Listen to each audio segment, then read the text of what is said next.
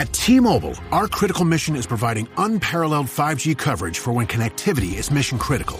Introducing T-Priority, America's best 5G network experience for first responders, even in times of congestion. More capacity, faster speeds, better coverage. T-Priority from T-Mobile, built for tomorrow's emergencies, ready today. Discover more at t-priority.com. For qualifying organizations on eligible rate plans, coverage not available in some areas and may be impacted by emergencies.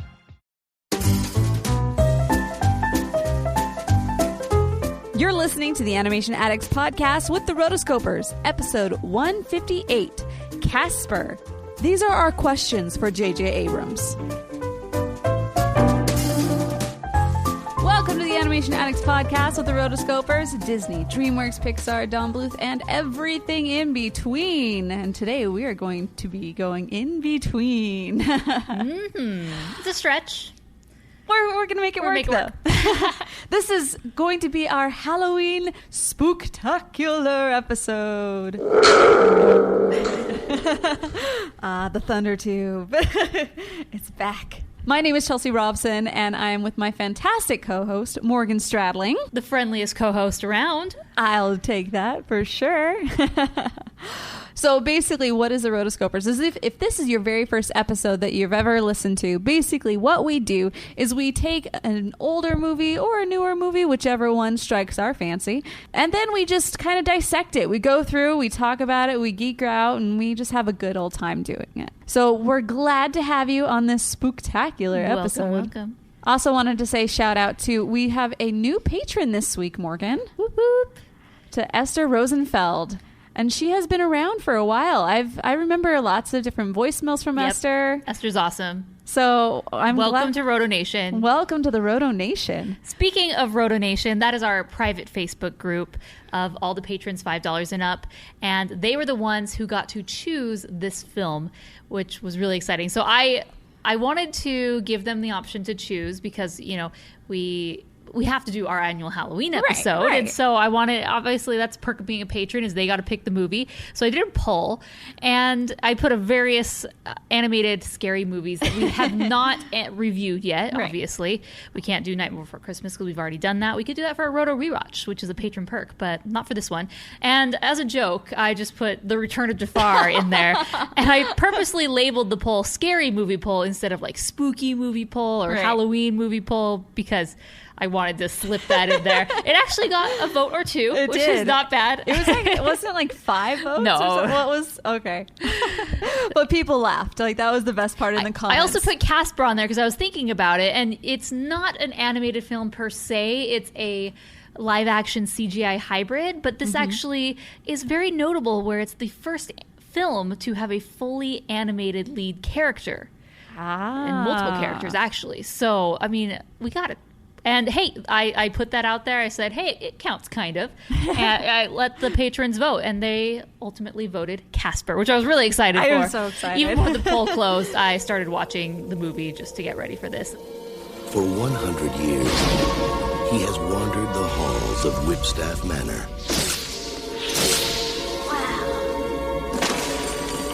Wow. Waiting for someone. There's a girl on my bed. Yes! Hi. Casper. Can you go invisible? That one's easy. Now, life at Whipstaff Manor Can I keep you? will never be the same. Cool. Ghosts can't hurt you. Yes, again, bone bag! Don't come near me, you spiteful spook! We share haunting stories, we throw parties. Pull! The parties are always pretty good, though. I feel like Oprah on hiatus. Pull! Take a hike! Get a grade. Yeah! Dad? All for one and one for all! Catch your pants before they fall! You guys are disgusting, obnoxious creeps. Thank you! Universal Pictures and Amblin Entertainment Are we scary or what? invite you on a wild, wondrous ride Hurry up, come on! to the other side.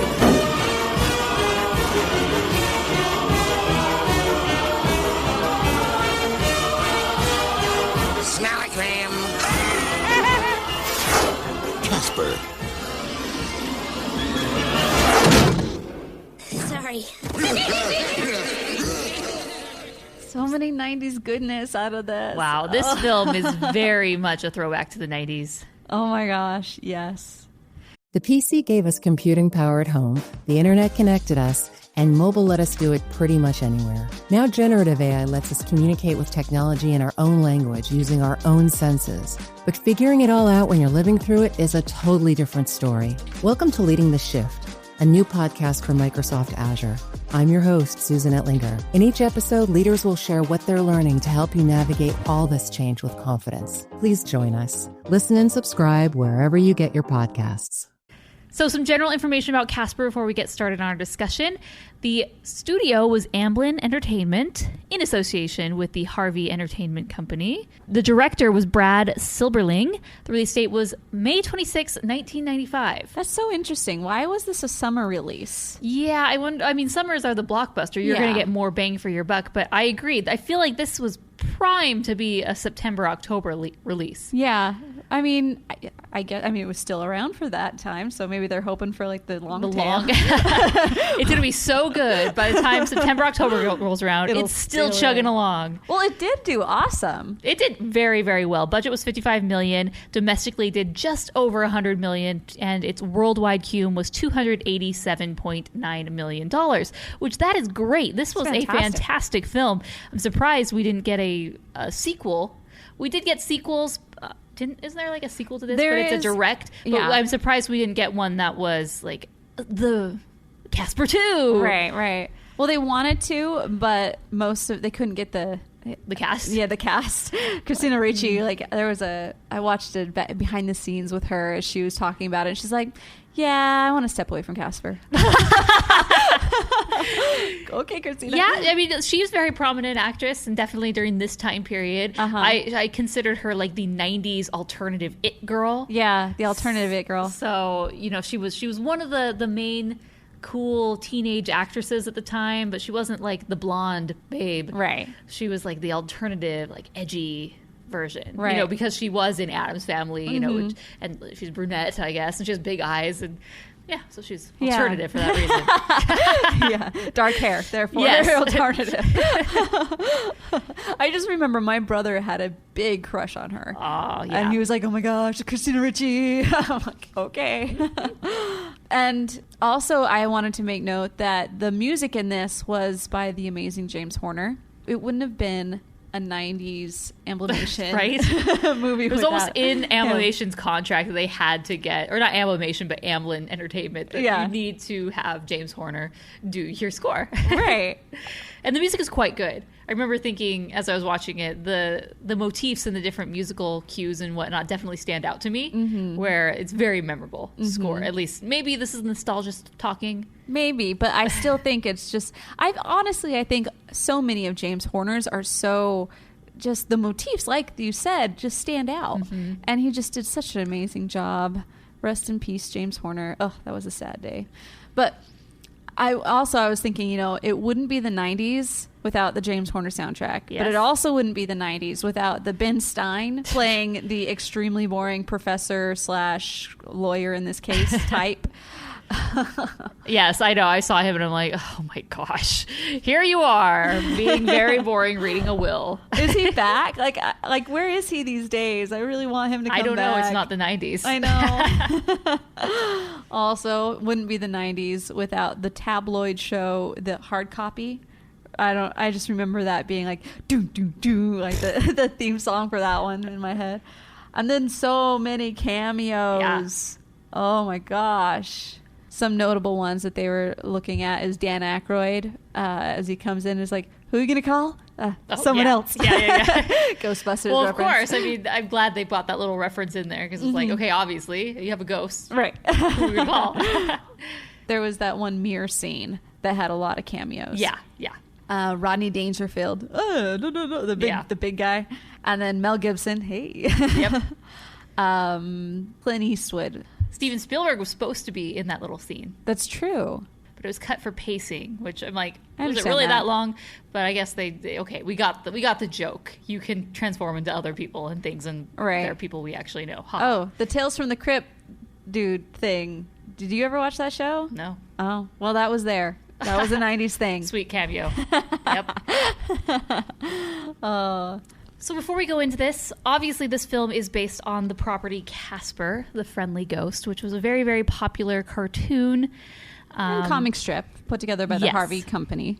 Yes. Harvey Entertainment was acquired by Classic Media in 2001. And Classic Media was, we talked about previously, purchased VeggieTales franchise. So Classic Media, by their name, were like, we're just going to swipe up all these old properties and, live off the residuals and then build new things off of them. But 2012, and then in 2012, Classic Media was purchased by DreamWorks. So technically, not this movie, but this character, Casper the Friendly Ghost, is a DreamWorks property. And it's interesting because DreamWorks brought that and we assumed, oh wow, they're going to use all these old characters. They have all the rights to these characters and now they're going to make so many movies with them. And we have not really seen that come to pass. It's been about 5 years. So you would start to think, okay, we're going to start to see some of these characters and movies come out, but we really haven't seen it. And I haven't really seen much with DreamWorks doing anything with the Classic Media character. Yeah, they really haven't. I think the biggest thing that they've done is Mr. Peabody and Sherman. But other than that, they really haven't done much. Yeah. So it's like, come on, DreamWorks. Well, which is now Comcast. So come on, Comcast. Yeah. So Casper, he's also known as Casper the Friendly Ghost. Like you said, there was a comic, there was TV series, there's also various films that came out. Casper and Wendy was one of the films that we could have reviewed. I was looking at, I thought, oh, maybe it's just a little short. No, it's a full movie. So, and other than that, I'm not a big Casper fan. I don't have a lot of history with Casper, so I'm not going to go into it because, as we learned with my VeggieTales episode, it's most likely going to be speculation anyway and be wrong. So I do remember watching Casper. He existed. He existed, and now he's owned by Comcast. Yes. It was... I do remember watching some of these cartoons as a kid, but it wasn't something. So it's like I knew who Casper was, but it really wasn't until this movie that I became a Casper fan. Oh, and were you a Casper fan because he was so dreamy when he turned into a boy? Yes, he was. Yes. If you were a girl in the 90s, that wasn't something that was talked about. Yes, I told that to my husband, and he was like, "I'm like, don't you remember when all the girls were like swoon over Casper in his human form?" And he's like, "What are you talking about?" No, it was like him and JTT. That was like the two. Even though he didn't really go anywhere after that, it was just like, oh, he's so dreamy. And I was looking at him in that scene. Yeah, I'm like, ugh, I know. You're just a little boy. Like, what the? The thing is, he was 17 when he did that movie, and I'm looking at him, and I always thought he was so much older. Or no, I always thought he was so much younger, like 12 or 13, like because that's how old it seemed in. Like when he's telling his story is like, oh, when I was this old, I went and did this and I got sick, blah, blah, blah. Well, so he's 12 years old and now he's going to a junior high dance, but he's like, wait, so the actor was 17? The actor was 17. No, the actor was 17. But not necessarily Casper. No, not Casper. Yeah. But Casper's very young. Right. This episode is brought to you by Progressive Insurance. Do you ever find yourself playing the budgeting game? Well, with the Name Your Price tool from Progressive, you can find options that fit your budget and potentially lower your bills. Try it at Progressive.com. Progressive Casualty Insurance Company and Affiliates. Price and coverage match limited by state law. Not available in all states. I'm bringing that up because I'm saying, oh my gosh, this character was had a baby face for a long time. Hey, that is great. That's fantastic. Hollywood, okay? Yeah. And in Mean Girls, a lot of the main characters in Mean Girls were in their 20s, playing hhigh schoolers. And that's very common for people in their 20s to play high schoolers. Yeah. It works better, I think. But yeah, they don't have to pay as many dues. Yeah. I remember the very end scene. It was like every now and then. And he's like walking down his staircase moment. Oh, good times. We'll get there. So that's Casper. In this movie, he's a ghost. And outside of the movie, he's still a ghost. He's still a ghost. But this is actually interesting because we get to hear a little bit more of his backstory. And it's a little darker than previously had been depicted. I don't think they really went into Casper's backstory from what I'd read in the... Well, no, because here's what happened is there were some times where he was he had a backstory. But generally that backstory, he was like an 8-year-old. Yeah. But this time they moved him up to 12. But then there are other backstories where it's like, no, he was born a ghost to ghost parents. I'm like, what? Okay. There you go. Nice. So I'm glad that they stuck with the, okay, no, he actually just died super young. Like, that makes a whole lot more sense. And, it's very interesting because as I was watching this, I'm like, okay, he doesn't really look like his human counterpart. No. And then when these other characters turn to ghosts, like Carrington and the dad, like, it's very obvious who they are.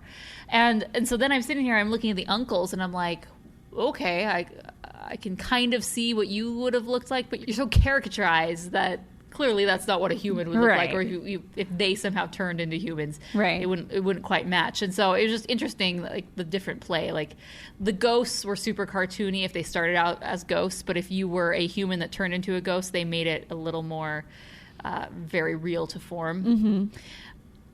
Maybe that just comes with age as being a ghost.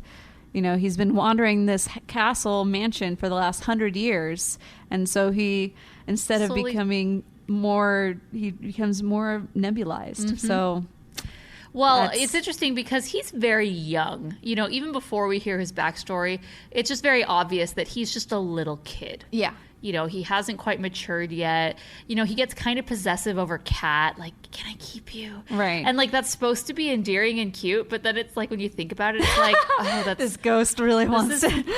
He wants... Let's not think about it. He's ghosting over her, and he's haunting her. It's like your little personal demon. It's kind of creepy. I'm not a fan. And I could see why that, like, when that was written, it was like, oh, it's supposed to be such a tender moment. But he's little at the same time. So I feel like the actions don't quite add up because for them, he's very immature in a way and, like, clearly still a little kid. Right. And then he has, like, these different moments where he's supposed to be a little older. Like Ghost and, Casper is like 8 years old. Yes. But anytime that he has, like, a romantic relationship with Kat, or it's expressing those feelings, or we're supposed to realize that he's liking Kat, it just doesn't match with the character to me. Because suddenly it's like, but it's just a little boy crush. I don't know. It's weird. It's weird. So let's talk about Kat, played by Christina Ricci. And so, well, before let's talk about her, let's set up the premise with Carrington. So this whole thing gets set off because Carrington, her dad, died, and he's very, very wealthy and has millions and millions of dollars, majority of which he is donating to different animal charities and causes. Right. And so she's like, hurry up. And this is where, Ben Stein is just reading the will very poorly. And he's her lawyer, actually, which was interesting because when I went through and I read the synopsis after, when I first saw it, for some reason I thought that was the dad's lawyer, just like the intermediary person who reads the will, but that really wasn't the case. He's her lawyer, and the other guy she needs to find another lawyer. Is like her assistant. So it's interesting. But he finally, cuts the chase, gets to the point, and all that she has inherited, no money, the Beagle Foundation gets more than her. She gets this manor. Okay, here's my question. I'm going to start out because I've got lots of questions about this movie. First off, if she is the one inheriting this manor, does that mean that she and Casper are somehow related? Not necessarily. The dad could have purchased the property at any point in time. It's true, because it was kind of condemned, I guess, after... Yes. Yeah, and the incident. Well, he was like, this is not something you want because it's just a piece of crap. But except when you go there, it's quite nice. It's amazing. I mean, other than the fact that it's totally haunted. Well, yeah. But ghosts or not, that place is would fantastic. Love to live there. That is a great manor. Yes. I mean, we can figure out the ghost problem. Come on. It was up to date enough. The fact that it had all of these like breaker system and lighting, Yeah, for sure. It's not like this was like 1800s people. No. Like this is like good lighting and it's like the ceiling that like swirls and everything on top and then the bottom. Oh my gosh. Fantastic. Yeah. I mean, if anything, just do a good old fixer-upper. Just dust. Flip it and send it on its way. But unfortunately, there's a problem. You can't just do that. You can't even go in because there's a ghost problem. Well, yeah. And that has to do with the 3 ghosts who have haunted this. Casper, not so much. Anyone who comes in, he just tries to say hi and be their friend. But so this is how Kat and her dad, Dr. Harvey, come along. where Dr. Harvey, Carrington is watching TV. She's tried everything to get rid of this. Nothing has worked. And he is different in the fact that he's kind of the psychologist shrink who talks to ghosts. Right. And talks to ghosts on the other side. Now, that's great, except My for Harvey. we realize that he's a total hack. Right. Well, As soon as he walks in and sees the actual ghost and realizes there's a ghost, starts screaming and freaking out and, you know, really not handling the situation very well. If this was your full-time job, if you really, truly were communing with ghosts, you would not be frightened at all. It'd be like, yes, this is my job. You would have actually seen him like, oh, yes, I have seen a ghost before. And yes. not been like, yeah, and so that lets us know and get in on the secret that, okay, yeah, you're nothing. Yeah. And he has to bring his daughter Kat along. And at first I'm like, why do they have to move there? Like, can't he just fly there as a business trip and get this done? But he is actually a super squatter. He doesn't have any money and he doesn't really have anywhere to call home. I mean, other than where he was living. But the way he... and this is just my making fun of this. The way that he makes his living is just by squatting on these haunted residences as long as he can and doing his work with the ghosts. And yes, so he goes to the home and he has to squat there because I don't know how long it's going to take to get this problem taken care of, which is very unfortunate because he uproots and drags his teenage daughter along the way as he's trying to make his living, but she seems to be pretty okay with it and cool with it. Well, okay, I want to go into the hard copy, like the show, and they're just like, he and his loner daughter Kat, like what? I'm just like, I'm just thinking, why? What kind of a TV show would like throw somebody under the bus like that? Total loner, total weird. Yeah. And then like she's like, today they're in Santa Fe, tomorrow who knows? Yeah, you know, yeah. like, and I'm thinking, oh, that poor girl. Like, no wonder she can't make friends. Right. Like, hard copy has totally tagged her as the loner. So there you go. Poor Kat. She's Poor actually pretty Kat. cool. I think she's super cool. She's probably one of the better characters in the movie. She's actually quite normal. Yes, exactly. Despite having been pegged as the loner. Right. But she moves to town and she starts making friends with different people. And it's just like, this is like classic 90s everything. Like, Yes. This movie has very much, like, this was made in 1995. It very much has vibes of Hocus Pocus to me. Yeah. There's like a certain feel of these films that were in, like, you know, like Mighty Ducks. Like, they all just have, like, they're kind of like slightly desaturated or like airy in far, like it's not like crisp and clean. Yeah, it's like the film just like feels like there's some sort of layer of something in between you and the camera because it's like very musky almost in a way. But yeah, and then she goes to the school and, you know, classic bully girl, but she was interesting to me, that bully girl, because she was like very prissy. Yeah. And like almost seemed too nice to be the bully. Like too well kept, you mean? Just like she seemed like a very sweet girl who was pretending and acting to be the snot. Yeah. Rather than like getting a truly just like stereotypical mean girl. Right. She seemed just like the girl who would normally play like the sweetheart. But she seemed miscast to me. I get that. Yeah. And even the love interest, quote unquote, he was complete nothing. Yeah. He was like, hey, wait for me. Like, just such a doofus. Yeah. So they move to the house and, like we said, very quickly realize that it's haunted and infested. And so then we introduce to Casper and the uncles. Okay, so here is another couple of questions that came in. One, who are Fatso, Stinky, and Stretch? Who are they? Like, are they actually related to him as being his uncles? Or did they just, like, show up at some point in time and just say, hey, this kid is haunting this house. Why don't we haunt it too? Mm-hmm. Like, they don't really feel like they are together. Mm-hmm. Like, they are family, really. And then also, okay, you're looking at who made those sleigh beds and customized them for each one of the ghosts? These are my questions. And why doesn't Casper have a sleigh bed? He just has like a normal iron frame. Yeah. Like, it's like almost like a girl's Yeah, room, well, they too. mentioned that they're his uncles, right? Right. So there's that. And these characters are from the actual show or from the cartoons. Fatso, for example, debuted in the cartoon Fright from Wrong in 1957. Likely the younger member of the Ghostly Trio. So, yes, they are very well-known characters in the Casper franchise. It doesn't say anything here in the Casper the Friendly Ghost wiki that he's the uncle. This but is what we're doing with our Saturday. Yes. Yes, no reference to him being the uncle, but they made it seem easier. But yes, did they die at the same time? I'm interested to know about them. Yeah. Like were they just... Because they're clearly adults, okay? Like, I'd understand maybe, like, teenagers living in the same room. You know, like, all right, all the teenage boys are in the same room or whatever. But right. They're not teenagers. They're clearly adults. And so it's, like, weird. All these adults just jam-packed in this room, and then they die, and then they die together. Well, it is a really big house. So it's probably one of those things, like, where the family just like, hey, we have one rich brother, so we might as well just move in with them. Hey, so... So now we're stuck on this mysterious backstory. It's a great backstory. But the film does not want you to focus on that. Just like accept it for what it is. It's haunted. Boom. Move on. As with a lot of things in this film that you're supposed to just accept. It is the 90s. Yes. Actually, funny story is J.J. Abrams was uncredited, but he did a rewrite of the script.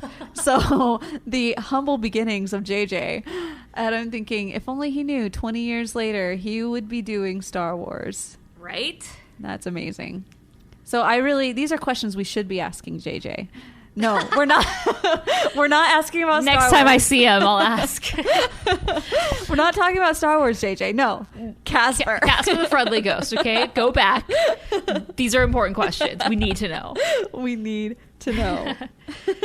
Yeah, I didn't really love the uncles that much. I thought they were so obnoxious and annoying, and that's the whole point. They're supposed to be obnoxious and annoying, but they really are quite different from Casper. I really just don't like the uncles. I think they're very... I'm just not a big fan of the uncles. I feel that they're too... not too obnoxious, but they're very obnoxious. Very characterized. And, you know, they're totally different than Casper, which is fine. Mm-hmm. But I just don't like that they're there. They're so annoying and in the way and creating a problem. Well, this is probably one of the main reasons why they cut their musical scene. They had a full scene. Not even that one. No, it was called Lucky Enough to Be a Ghost. It was totally scripted and partially filmed. Maybe like it was filmed, but they didn't actually go in and do the CGI because that would have cost like over another $1 million. And they're like, let's not do that. And I'm I'm glad that they cut it. It's not, if you want to find it, I'll put the link. It's a YouTube video I found. I'll put the link in the show notes. But I'm really glad they cut it after watching it. I was like, this wasn't very good. No. It was fine, but it definitely worked better without it. So yeah, we don't need singing. Just because you are a cartoon character or CGI or traditionally animated, it would have been the does only not mean song, you have too. to sing. Yeah, it would have been the only song in the whole show. So I'm glad that they decided against it. So Dr. Harvey actually kind of makes a little bit of ground with these guys. Mm-hmm. And they accept him enough where they don't completely kick him out. I mean, but he's accepted where he's not totally freaked out. So they it's a symbiotic relationship, and he, is trying to do his thing. Although we never actually see, we see him preparing for their sessions. Yeah. But I never actually see any of these sessions. Well, that was one of the sessions. It was a session where he goes in and he's talking to him, and so after this session they're just let's not do a session anymore because they basically throw him against couches and everywhere. And so he's like, the doctor's in, and it's supposed to be set right before Kat comes in and says, hey, can I have a party? Yeah. So it was interesting. Yeah, I mean, we're assuming that he's trying to do some work, but again, he's just a squatter. Yeah. He's just a hack. He doesn't really do this for a living. He's kind of just making it work. And now he's like, crap. I'm here with the ghosts, and I don't really want these ghosts here. Well, the entire time. I want to stay here because I like squatting on this sweet, sweet property. Right. Well, the whole time he's trying to find his late wife. So he thinks that his late wife had unfinished business, and so she's somewhere out there. And so obviously the uncles play on this, like, oh, don't be you talking about Amelia. She's the sweetest as they come. I'm sorry. Yeah. Like, now we all know her. Like, we all throw parties, tell haunting stories. Yeah, the parties are kind of dead though. Great lines. But you know, that whole part of it is his drive, so I get that. I'm cool with that.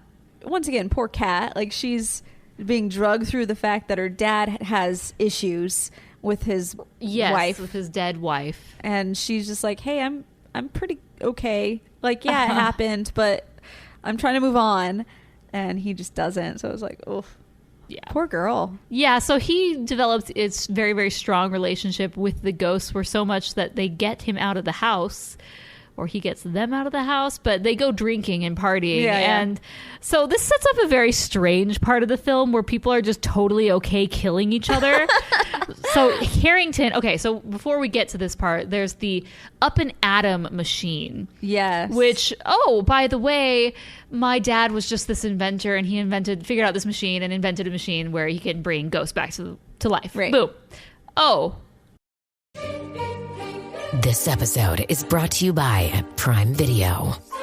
In the small town of Holland, Michigan, nothing is ever what it seems.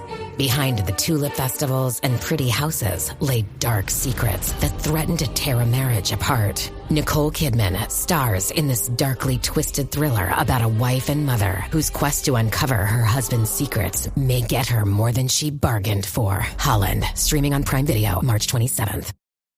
Okay, that's a thing that we have to accept now. Yeah. But, there's classic, only enough potion for one. Yeah. So, that puts some restraint on this. We can't just, like, put all the ghosts back. But Carrington suddenly gets it in her mind because this whole time she thinks there's this treasure in the manor. And that's really the only saving grace of the manor, is that there's this treasure at Whipstaff Manor that she's going to get her hands on. And when they finally go down to the secret lair, she's like, you own this place, but they have to be like super secretive, and they're hiding in the shadows, and they go down there and they see, Casper's like, oh yeah, that's the vault. And they're like, oh, that's where it is. So she figures that the way which is the whole reason why she wanted the ghost gone. Yes. And not destroy the whole thing. Yes, exactly. Because she was going to tear down the manor, just get rid of it altogether, but then realized that, there could be treasure here. So hold your horses. Whipstaff at the treasure hole. And so she realizes that, okay, to get this treasure, the easiest way is just to have a ghost go in and pull it out and then, exit. So, okay, I'm going to kill my assistant, like literally murder him. And that's okay, because now I have this machine. I've never seen it actually work before. Right. I don't know if she takes things totally on their word that, okay, yep, that it's going to work. There's enough for one. Boom. I'm going to kill him and bring him back to life after I get what the heck? She's totally warped. And then it goes totally south, and she ends up dying herself. Which she's fine with too, You know what? So Jared was watching the beginning of this with me, and then later I started on my own, and I fast forward, well, I didn't fast forward, but when he came back, it was after this point, okay. So a bunch of people were ghosts, and he was like, wait, how did they become a ghost? And so I had to explain, well, she decided that she wanted to be a ghost, and so she killed herself, and because there's this machine that brings ghosts back to the dead. It sounded so stupid when I was saying that to him. He was like, what? I mean, it works. I'm like, though. It works when you watch it. But yeah, don't just for fun, guys. Try to explain the plot of Casper to somebody in a minute or two. Right. And really get their reaction of what? See, that's what's really funny though, is this movie really could have been terrible. Yeah. It could have been surprisingly okay. I have great nostalgia for this movie, yes. So Rosie Red is a great movie to me. Yeah. But it's still if you're looking at it super critically, it's not terrible. I mean, it's not amazing, but it's definitely acceptable. I've never not accepted any of the things that they put out there, but you just think, wow, this really could have been terrible. Yeah. If in the wrong hands, with the wrong script, with the wrong Oh my gosh. And the CGI characters are actually pretty good. I thought they were for great. the very first. I mean, the whole interesting hand thing that everybody. It's like the quintessential moment. Are you a ghost? Oh, can't touch you. It's actually interesting because this is the first film credited to have the main character be CGI. And it's interesting because this is in 95, so just 6 months later Toy Story comes out that not only is the first fully animated CGI film, but has plenty of main characters. Right. So this barely beat Toy Story out, and the characters are good. I don't feel like, yes, it's 20 years ago, I don't look at it and think, oh, my eyes, they burn. Like, the animation, it's not terrible. The goggles do nothing. It's pretty decent, so that's good. So then, okay, everyone's ghosts. So the dad dies because he gets all tipsy and falls backwards, which just happens to be construction outside of the bar. Which was so weird to me. I was like, is this bar just like out? How are people getting in? The back door? Because there's somebody else in there. Yeah. Like, is he already dead? I don't know. This is weird. So the dad dies. And I actually like that twist, even though it's like pretty sad and happens pretty quick, because it puts some pressure on Casper and what they have to do, because again, there's only enough potion for one, right? And so they were this close to bringing Casper back from the dead, which this has been his whole life. Maybe this is the whole reason he's wanted a friend, right? Just so he could bring someone. He doesn't actually care about cats. Oh. He just wanted to bring someone down there so they could push the button and pull the switch and do the lever. How conniving! So he could come back. I mean, friendly, no. Manipulative, come on now. No, he's good. And so then she realizes the dad is died, and she's already lost one parent. Yeah. And this is the second, which just conveniently happened right before and appears right before. And so, of course, he says, okay, come on, Dr. Harvey. And it's very strange because Dr. Harvey almost has, within seconds of being a ghost, lost his memory of Kat. Yeah. Which... Why doesn't Carrington lose her memory? That's what I'm saying. Like, she has 100% recollection of everything, of why she killed herself, of why she's there. Totally coherent. So I don't appreciate that, because they make the dad totally aloof, which is adding even more emotional tension to the moment where he doesn't remember me. Doesn't remember. But Carrington remembers everything. And I think that might have just been her sheer will. She knew why she was dying. Like, died for a purpose. That was her unfinished business. That stupid gold or treasure or whatever it is. Whatever she thought it was going to be. Like, is treasure really that important? I mean, it's really not. And for just a baseball glove. Well, yeah, especially just for a baseball glove. If she's a ghost, she should have put her hand in there and like, just look and see what give it is. Give it a little peek. But the thing is, like, that vault was not that big. Yeah.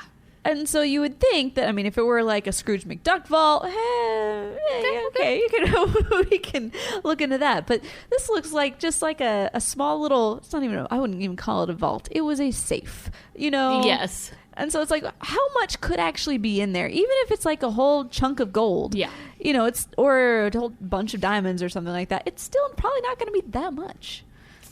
You know what? Got it. Speak the truth. Speak to Miss Carrington. I get it. Priorities, lady. Yeah. No, I felt like everything was good through that. Once again, I felt everything was super acceptable. Mm-hmm. Like, it was just like, this whole movie is totally acceptable, especially for the 90s goodness that was in it. I love when they have the party. Yes. And some of those costumes, like, okay, at the very end, when you have like the sunflower kid, like running out. Whoa. I'm like, oh wow, before Halloween became totally sexualized and just like, how can I get the most scantily clad outfit possible? Like, these are pretty neat costumes. These are awesome costumes. Which, this is a weird crab teacher. This is a weird situation where they just invite themselves to her house, to do the party. Because she's just like, how about we do it over there? And she's like, I guess. Yeah, when they find out that's where she lives. Right. But yeah, she didn't like say, "Hey, let's do it at my place." No, somebody else is like, "This girl's got a crazy awesome pad. Let's do it there." Yeah. Like, So they all just roll up, and it's like the teachers too, and let's start having their sweet party. We're here. The sunflower kid at the very end running out was probably one of my favorites.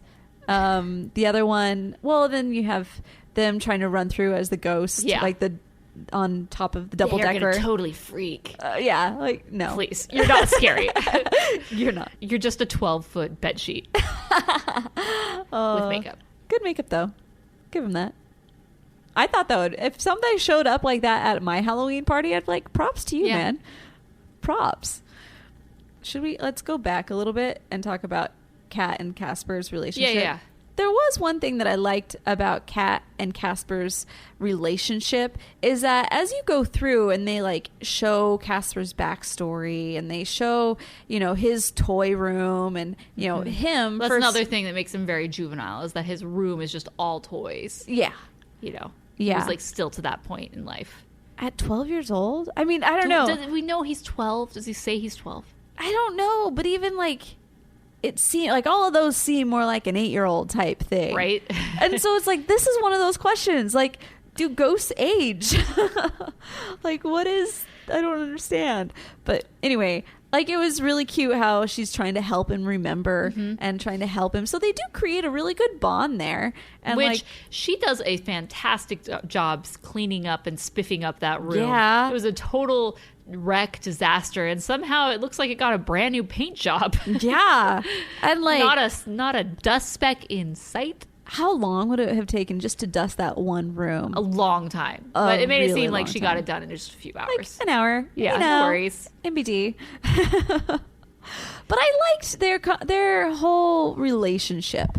And, as they did a good job of making it seem real and not necessarily creepy, but that they truly became friends. Right. And that she was helping him and he was helping her. She did such a good job with... Basically, as they're filming this, they're talking to baseballs or like they're not talking to anything. But she did such a good job at making it real. I was very impressed. Go, Christina. At the party, Casper has already done his good deed of giving up his humanity. The dad is back. And the party's here. The party's popping. She's like, you're here. Okay, just hold on a second. Just don't leave this room. Yeah. Stay in the hall. Stay in the front, in the foyer. You're cool. Okay, why did the mom come back in red? Exactly. I don't understand the symbolism of that. Like, were they just trying to be different? Like, color-wise? I feel they were trying to be different. Like, because you would think white. Yeah. Obviously. Like, are they just trying to not be religious? Is that what they're thinking? I don't know. Like, does red almost gives the connotation of like the devil. I know. Like, whoa. She was not this angel that you thought she was. She's actually a spirit demon. I know. I mean, not really. No, but I think it was just to like give a fun spin on it. Like, it's not what you expect. Yeah. Her dress almost was like a red version of Elsa's dress, where it has the sheer top and the sheer sleeves. I'm like, 20 years later. I see what you did there. I see what you did there. She was a cool mom, I guess. She was real. Yeah. There wasn't anything off or weird about her. She wasn't a ghost. So, okay, from the religion of Casper, if you finish your business, then you still get to have, like, a full body. You still have skin, basically, and you're not nebulized. Yep. Okay, good to know. And it is those who are lost and still wandering, looking for their lost business, is when they turn into nebulous creatures. I really do like the point where they flip it on Carrington, where they help her realize that you got your treasure right now, so therefore your unfinished business is finished. Have unfinished business. Yeah, and then poof. Like, that was like the bars of light that shine through. No. It's like, this is the spookiness. Yeah. I thought that was cool too. One thing about this film is that it kind of moves very quickly. Like, the threat from the time that she is, trying to kill the assistant, ends up being dead, to tormenting them, to ultimately dying again and poofing into nothingness. is very quick. Yeah, so it's not like she's constantly there haunting them, and then they really move on, and there's no threat at that point. Even the uncles aren't around during the party, which was like quite... Whoever struck that bargain, I know, was good, because they would have, created something, quite a problem. But yeah, the party's happening on its own, and you know what? Casper gets something for doing a good deed. And it almost felt like the good fairy to Pinocchio in that scene. Yeah. Where she's sitting there talking to him. Yeah, exactly. For 10 minutes. No, for 3 minutes. Yeah, right? For the extension of this song. It's like, until midnight? Cinderella got till midnight? Cinderella wasn't 12. Right. So that's where they says 12. Yeah. But like he's literally, it's 3 minutes, one song. Yeah. And half of it is him walking down a staircase. Yes. And so they do get to levitate. So that's pretty cool. And then he kisses her. Well, so here's another weird thing is that he comes down the steps. Then he goes up to Kat, and she's like, whoa. Who are you? Who are you? And she's just dancing with him. And then she's flying with him. And then he finally like gives this little, can I keep you thing. And then she's like, oh, this is Casper. Right. And I'm like, who did you think he was? You just thought he was some hot guy. And you're like, hey. Okay. And she's like totally into him. Like, if you go back and watch that scene under the, like, she doesn't know who this is. Like, the way she acts is so weird. Yeah. It's very strange. But hey. And then she realizes Casper, and she's like, oh. But, like, hello, she was just all for that little piece of hotness. She didn't care who he was. Stranger, he walked up and swept her off his feet. That time was. Every girl loved that kid. He came down, and he comes down in his like almost a pirate-looking shirt. Like, it's awesome. A pirate shirt. Indeed. Every now and then. I have a story about that song. So 90s. No, I have a story. So this was years later. So maybe 10 years later, 5 to 8, somewhere around there. I just wake up and I am singing this song. And I haven't seen Casper in so many years. And so I could not remember where it was from. But for whatever reason, for like a week, I was singing this song every single day. And so there was one day where I was like, let's watch some movies. So I had like, I was working as a receptionist for a bit, and basically it was most of the time you didn't get a lot of calls, and so you could just like have a movie going in the background, and then you could like push pause when you actually had to talk to people. So I was watching quite a few movies at the time, and so I was like, hey, Casper, I haven't seen that in a while, so I'll add that to my list that one day. And then it got to this part, and that song started, and I was like, what? That's it! Oh my gosh!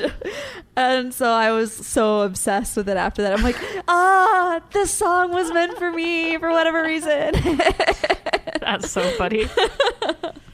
What? Every now and then you find a special friend who never lets us down. I'll make a wish for you. Jordan Hill, I think, is the name of the girl. Was it a pop? It was poppy. Song? Did it like... Oh, I don't know if it charted. I don't see. I'm trying to think. I'm like, is this a song that I know because I've seen Casper too many times, or is this a song that like I legitimately have heard on the radio? I'm thinking it's Casper. I'm pretty positive it's just Casper. Okay. Well, there you go. Because I feel like, so back in the 90s, the Saturday morning or the Saturday afternoon movies, you remember that? Like, oh yeah. The local station would just put random movies on, and I feel like this one was frequently in the rotation for the Saturday movie. Oh, especially during October. Lineup. Yeah. And so I feel like I've seen this quite a bit as a result. I've seen this so many times. Yeah. Which when we decided to do this, even before we decided to do this, like several weeks ago, I was like, can we do Casper on the... I was wanting to ask if we could do this. You didn't even ask. No, I didn't even ask. This. No. I just put it on there because I was like, oh yeah, that movie. Like, I didn't even ask, but like a couple of weeks ago, I was like, oh, I really want to watch Casper right now.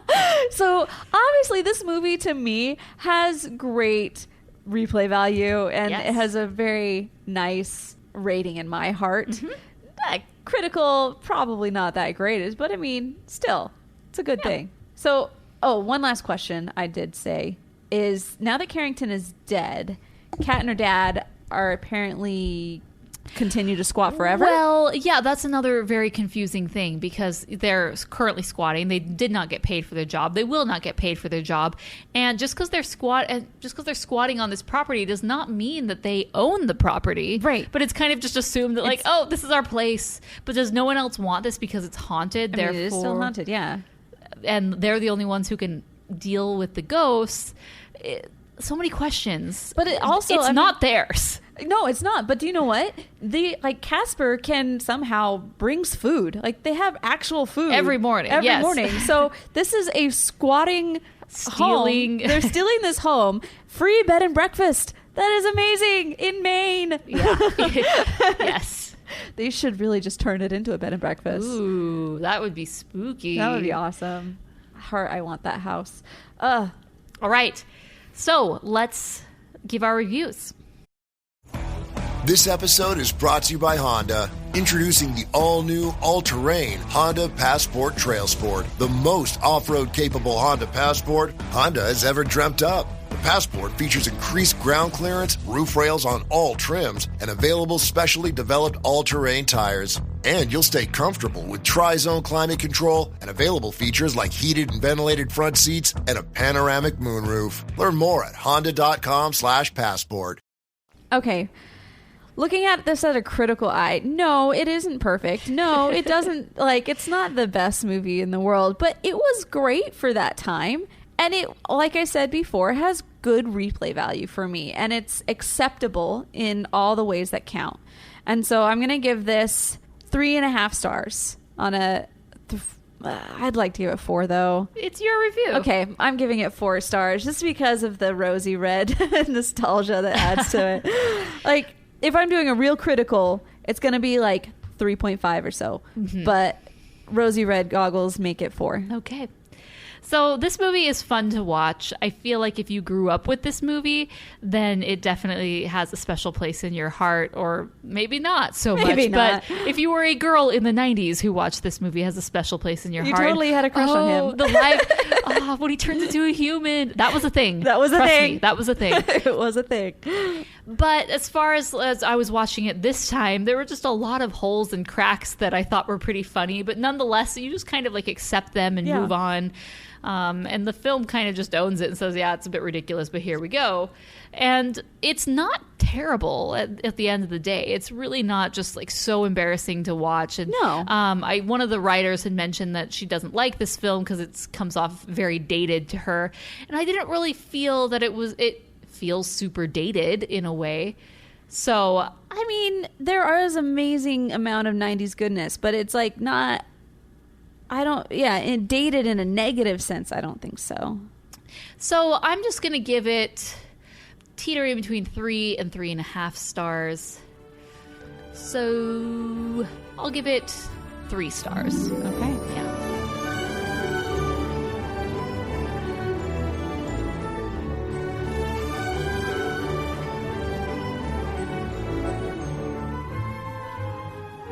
All right, so let's jump into our voicemails. We have some reviews of the My Little Pony the movie, in addition to some reviews of Casper. So here we go. Hey there, Rotoscopers. This is Jared with my review of My Little Pony the movie. I give this film 3.5 stars. I think I enjoyed it, but I think kind of like you guys were saying, there was a bit too much going on there. Wasn't a whole lot done to accommodate people who were checking out the movie without any previous experience with the franchise. And then, all the Hollywood voice actors just kind of crowded the thing up. It just seemed like there was too much going on and not enough emphasis put on any one thing. I think they probably could have dropped Capper or the parrots or both and put more emphasis on the hippogriffs, and things would have turned out a lot nicer. I think probably the best thing they did was how they worked with the villains. I enjoyed the Storm King. Tempest was, of course, pretty cool, although, like you guys are saying, could have used a little more depth to her whole broken horn thing. And yeah, it would have been nice if could have had more some more epic battle sequences, not have the princesses get sidelined for like the umpteenth time.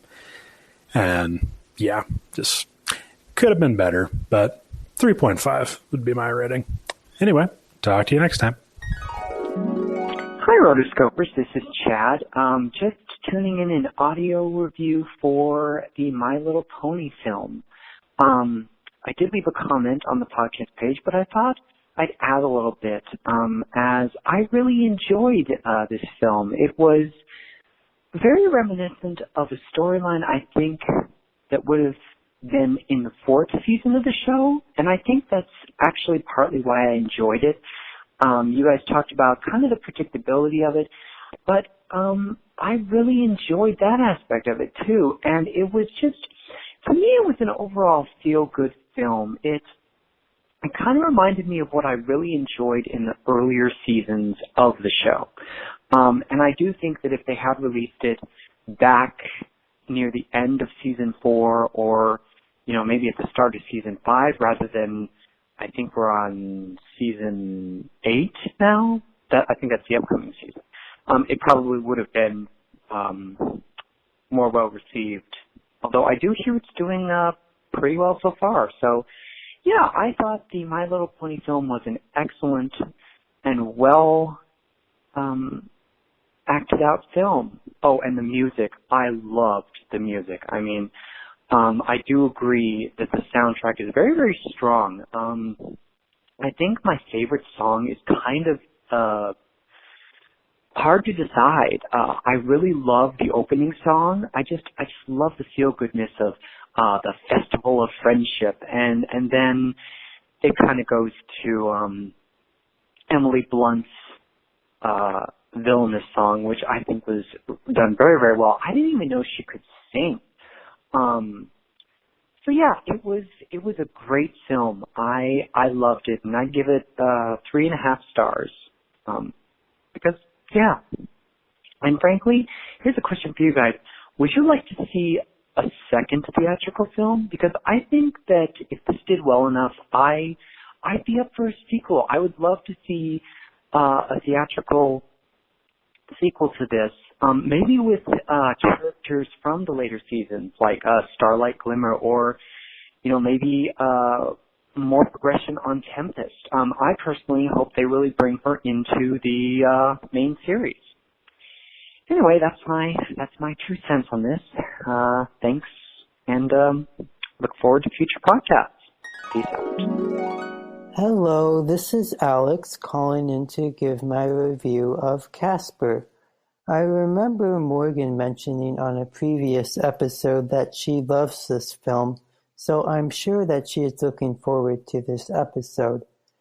It's been about 10 years since I have seen Casper, but from what I can remember, I enjoyed it. The animation is very good and still held up.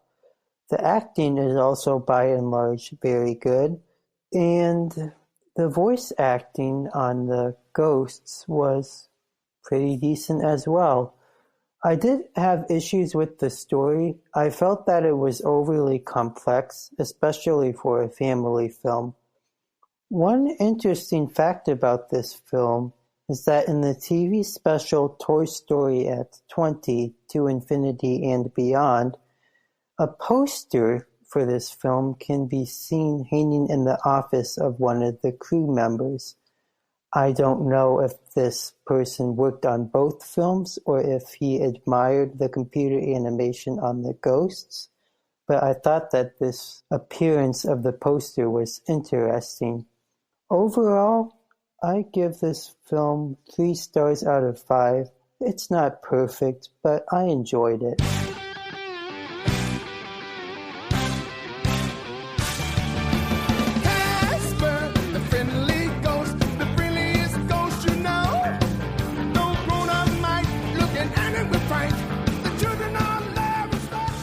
All right, guys, thanks for joining us for this episode of the Animation Addicts podcast. We're glad to have you on the comfy couch with us as we went back down nostalgia lane and talked about the 90s classic Casper.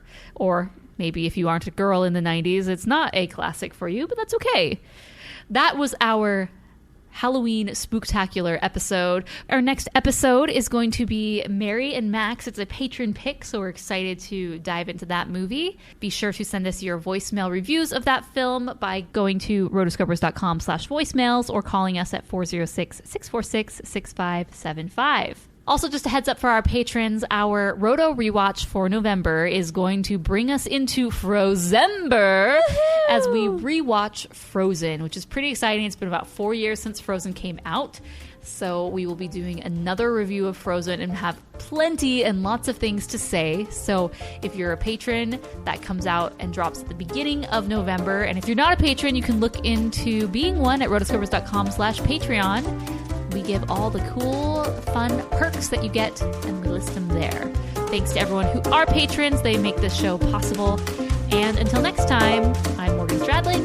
And I'm Chelsea Robson. And we are the Rotoscopers. Bud, whatever. So, I don't know. That's my horrible Clint Eastwood impression that I'm probably going to cut. Carrington, because we need to set up her role in this to set up the other characters. She is the first point off, of reference. Who here. is she? Because her voice is just so grumbly and smoker. I'm like, wow, I don't know how I feel about this.